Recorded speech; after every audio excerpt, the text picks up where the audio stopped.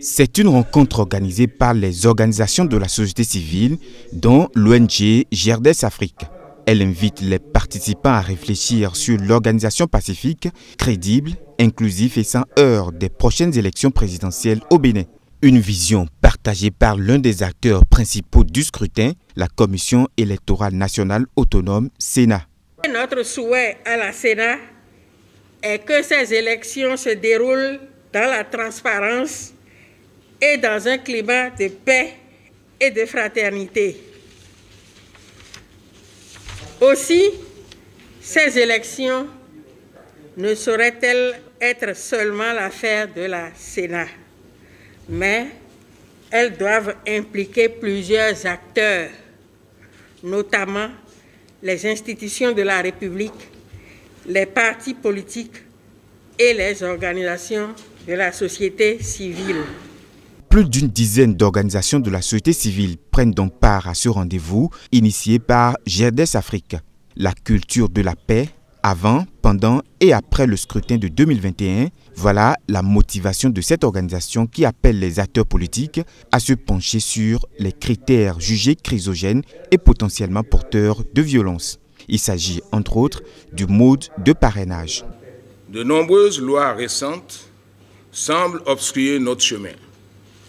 La liste électorale, la réforme du système partisan, la fiabilité des instances électorales nous paraîtront insurmontables car la loi, c'est la loi, dit-on. Mais la loi est faite pour les hommes. Les uns et les autres ont prouvé récemment au Bénin encore leur capacité de résilience devant les difficultés d'application de la loi électorale lors des élections communales. Les travaux ont duré plusieurs heures. Les participants proposent entre autres la relecture de la loi électorale en son article 132, alinéa 9. D'autres recommandations ont été prises. Les organisations de la société civile recommandent un dialogue politique consensuel entre les gouvernants, la classe politique et la société civile afin d'aboutir à un compromis sur le déroulement de la présidentielle de 2021. Le gel momentané pour la dite présidentielle des dispositions et pratiques querellées ou d'exclusion en vue d'une élection ouverte et compétitive.